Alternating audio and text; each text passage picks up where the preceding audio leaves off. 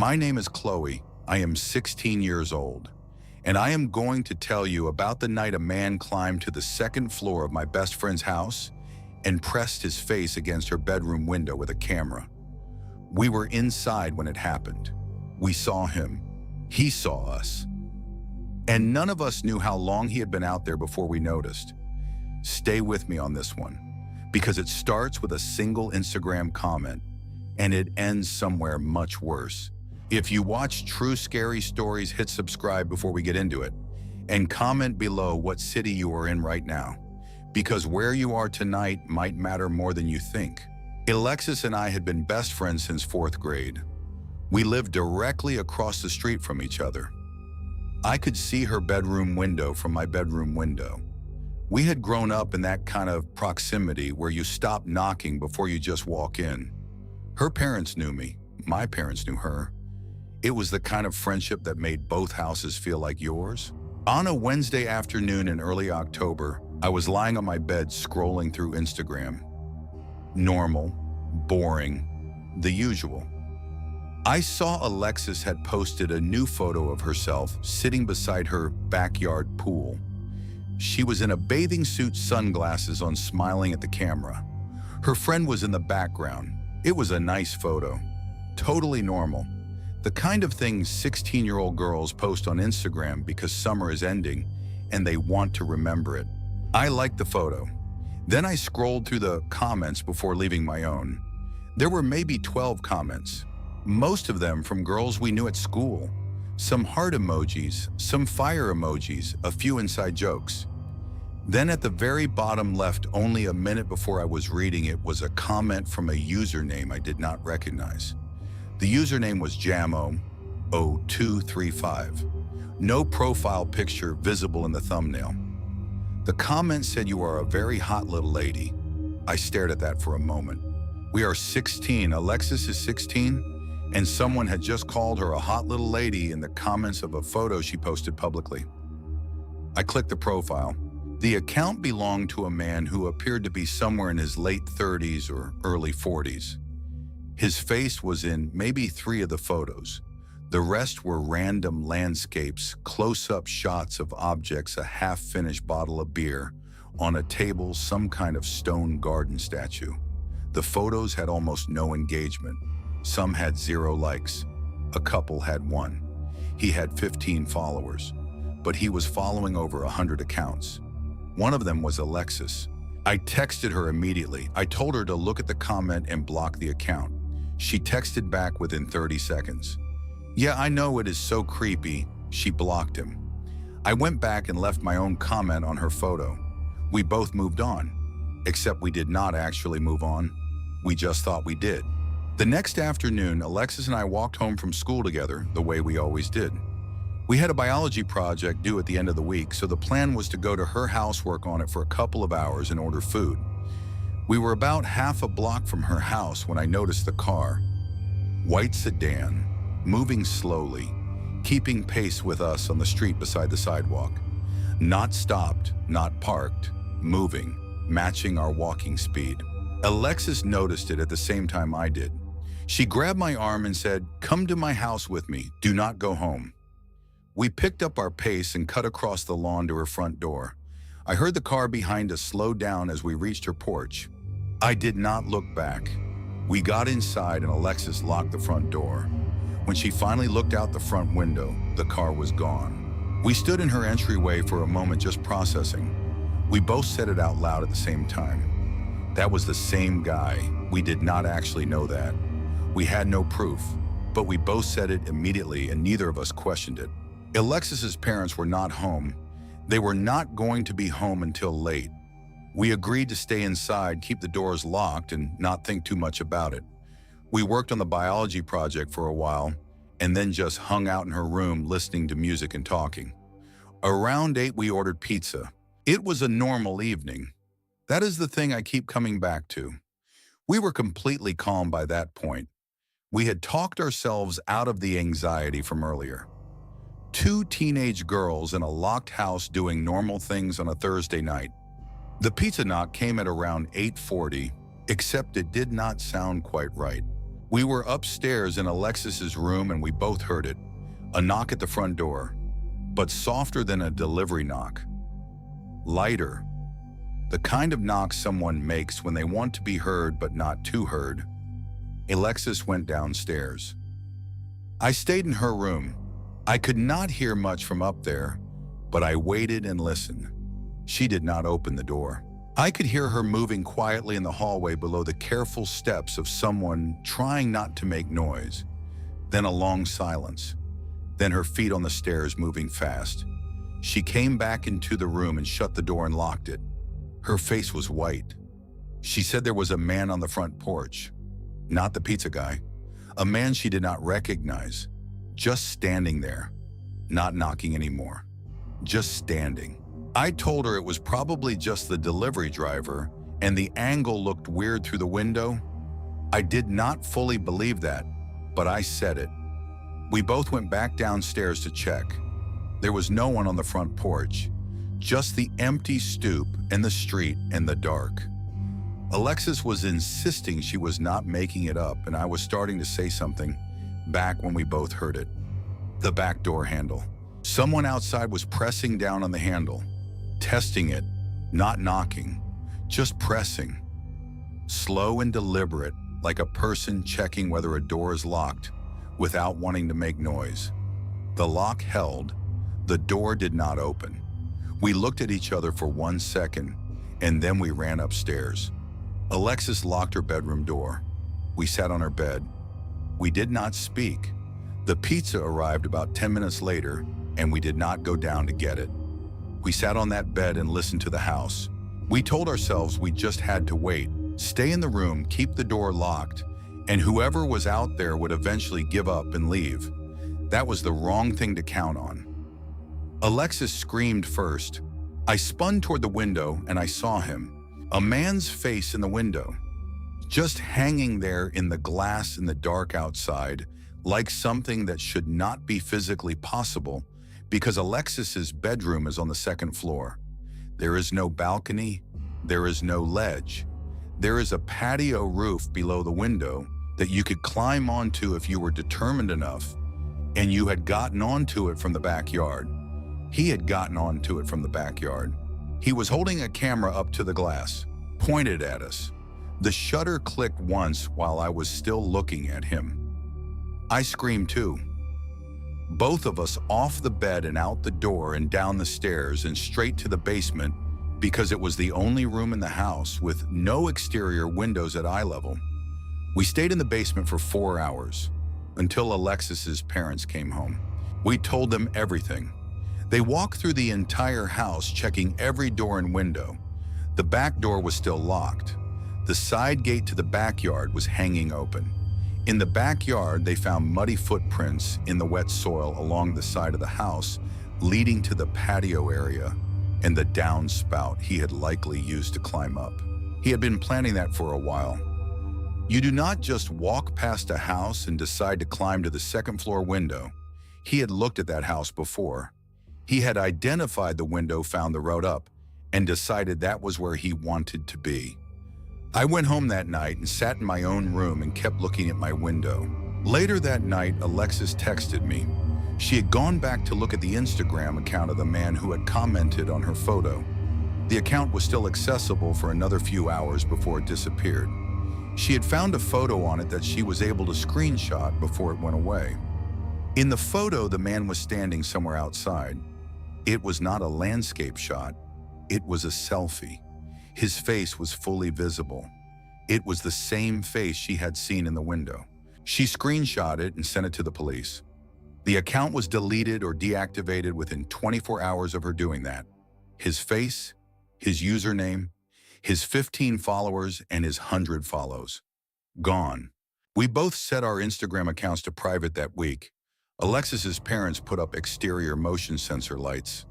We did not tell most people at school because we did not know how to explain that a middle-aged man had found a teenage girl on Instagram, driven past us on the street, and then climbed to the second floor of her house with a camera.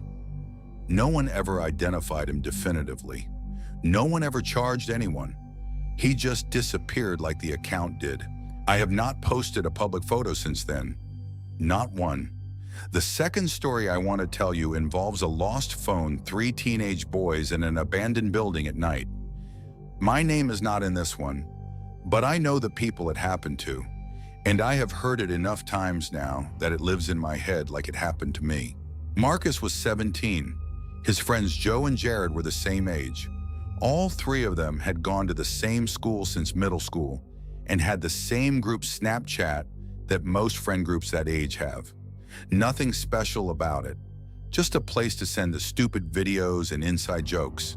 Jared lost his phone on a Tuesday, dropped it somewhere between school and home, and could not figure out where. He did not have Find My iPhone enabled, so there was no immediate way to locate it. He figured it would turn up somewhere. He borrowed his mom's old phone to use in the meantime and went about his week. A couple of days later, Marcus was filling up his car at a gas station after school. There was a guy at the pump across from him who was fumbling with the handle and clearly confused about the whole process. Marcus thought it was funny, so he took a quick video on his phone and sent it to the group Snapchat. He got home about 20 minutes later and checked the app to see if anyone had watched it. Everyone had opened it. Joe had opened it.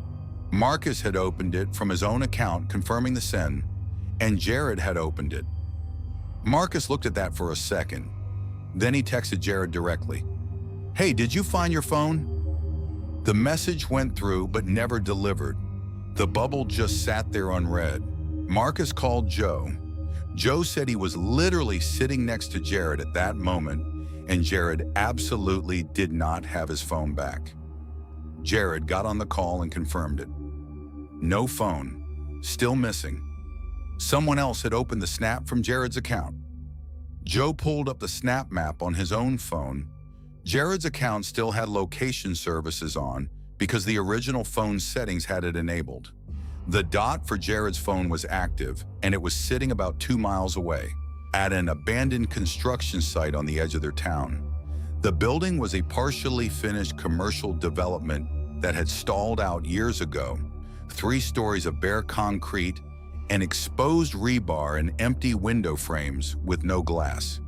The whole property was fenced off with chain link and had been sitting there long enough for graffiti to cover most of the lower floors. The 3 of them drove there. All 3 were over 6 feet tall. All 3 had talked themselves into feeling capable by the time they arrived. They found a section of fence that had been peeled back enough to squeeze through. They got inside and used their phone flashlights because the building had no power and the interior was completely dark except for what their phones produced. The floors were bare concrete scattered with rubble and broken glass and old graffiti tags that had faded to gray. Every footstep echoed. They checked the map again at the entrance. The dot for Jared's phone was directly above them. 2nd floor. They found the stairwell and went up. The 2nd floor was one large open room, no interior walls, just bare concrete pillars and window openings and the distant sound of wind coming through. Their phone lights swept across the floor in 3 separate beams bouncing off the walls, creating shadows in every direction. Joe checked the map one more time. He stopped walking. He looked at the screen for a moment and then held it out so the other 2 could see. According to the map, all 3 of their phones were showing as the same location, right on top of each other, right where they were standing. Jared's phone was in the same room. They all raised their phone lights and scanned the room. Empty. Rubble. A few old paint cans against the far wall. Nothing on the floor. No phone visible anywhere. Then from somewhere in the dark off to their left, through an open doorway that led to an adjacent room, there was a sound. The mechanical click of a digital camera shutter, followed immediately by a white flash that lit up the entire floor for half a second. Jared ran first. He did not say anything. He just turned and went for the stairs, and his feet were already on the first step before Marcus and Joe fully processed what they had heard. They followed him.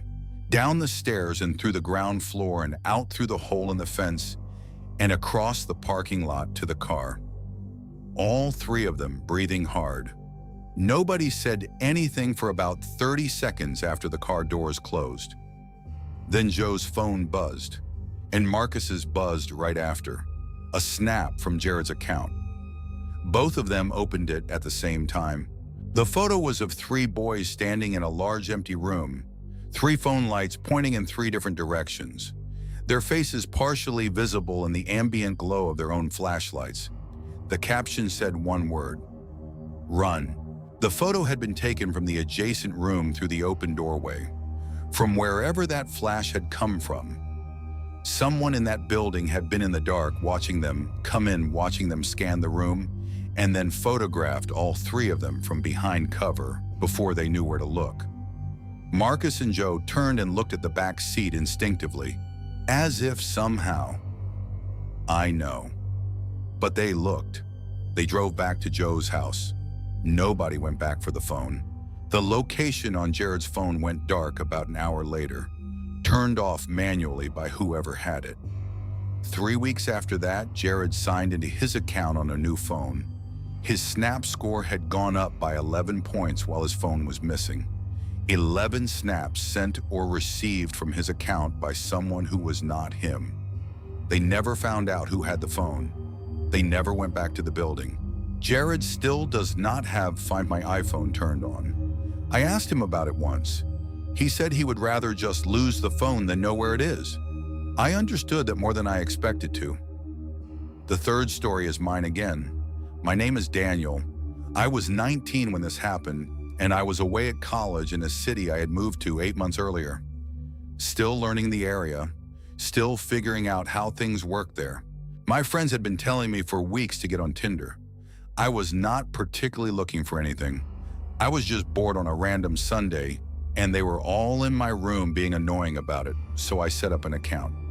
4 photos, a short bio, nothing elaborate. I started getting matches that same evening. I messaged a few people. Most did not respond or responded once and went quiet. That is normal. That is how it works. But there was one girl named Kayla who responded right away and kept responding. I want to describe what it felt like talking to her, because it matters to the rest of the story.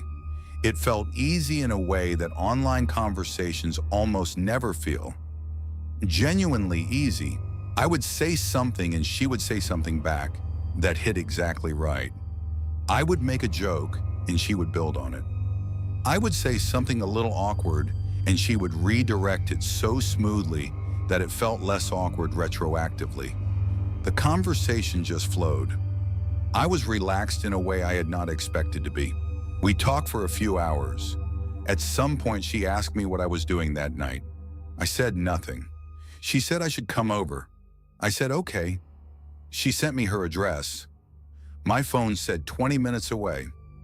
I left around 9 in the evening with no particular concern. I had told my roommate where I was going the way you do when you have grown up being told to do that.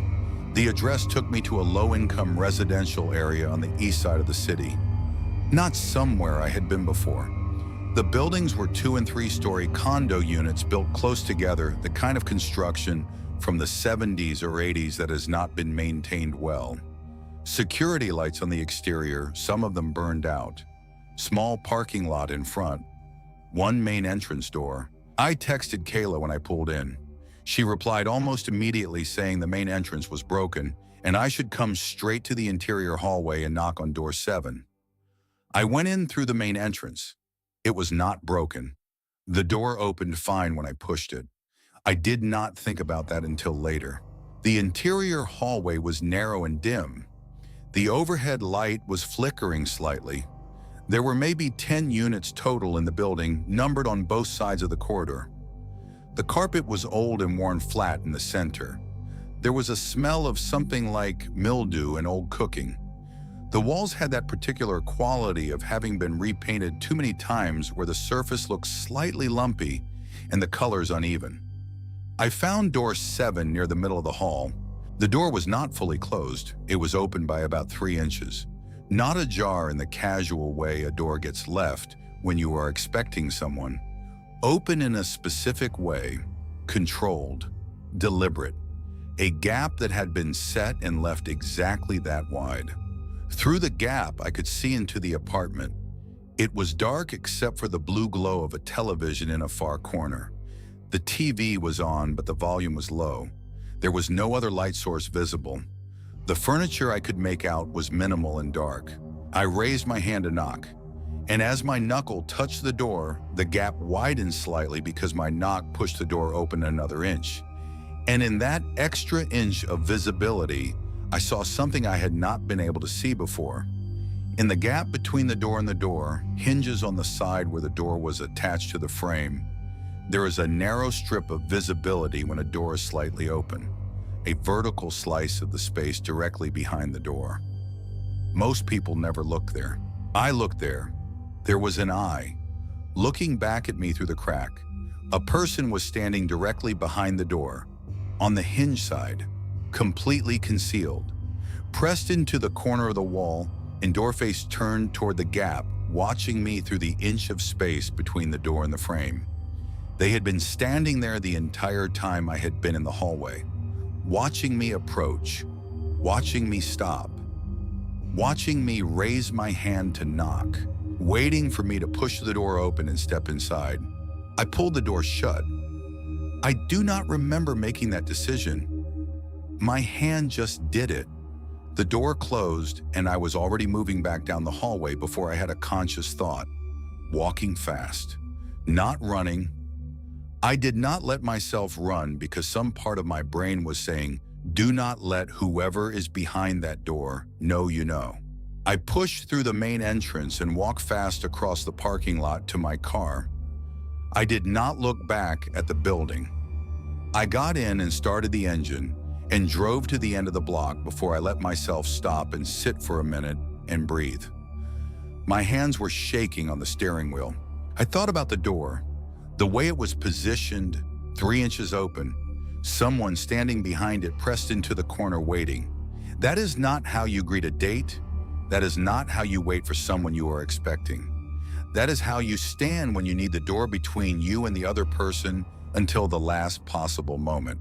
The conversation on Tinder, how easy it had been, how she had an answer for everything, how smoothly she had directed me toward her apartment at 9 in the evening, the same day we matched.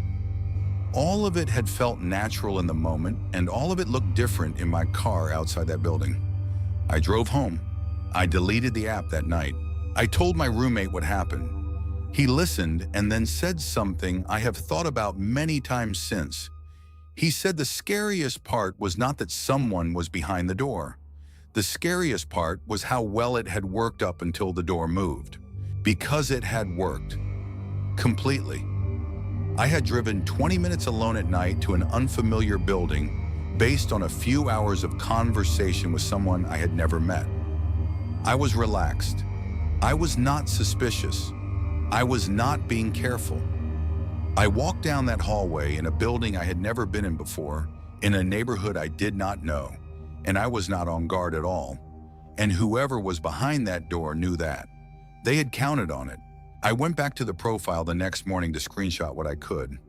The photos Kayla had used for the account were of a real person, but I had no way of knowing who. Maybe stolen from somewhere. Maybe a real account being used without the owner knowing. The profile was deleted before I could report it. I still use dating apps. I am not going to pretend I swore them off forever, but I have a rule now that I follow every single time without exception. I tell someone exactly where I'm going, and I check in when I arrive, and I check in again when I leave. Not as a precaution against getting lost, as a precaution against not coming home. 4 stories, 4 real people, 1 Instagram comment, 1 Snap map, 1 lost phone, 1 Tinder match. None of them felt dangerous at the start. The man who found Alexis through a comment on a public photo did not look like a threat at first. He looked like a creepy comment from an account with 15 followers. Easy to block and forget. The person who had Jared's phone in that building did not announce themselves. They sat in the dark and waited and watched, and then they took a photo and sent it to tell 3 teenage boys exactly what they had done. And the person behind door 7 did not reach out aggressively. They had a whole conversation, a good one. Easy and warm and calibrated exactly right. They built enough trust to get someone to drive across town at night and walk down a hallway alone and push open a door. That is the part that is hard to protect yourself from. The version of danger that is patient and careful and knows how to sound like exactly what you want to hear. Alexis keeps her Instagram private now. She checks every comment immediately. Marcus, Joe, and Jared do not talk about the building much, but Marcus told me once that the thing that stuck with him was not the flash or the snap that was sent afterward.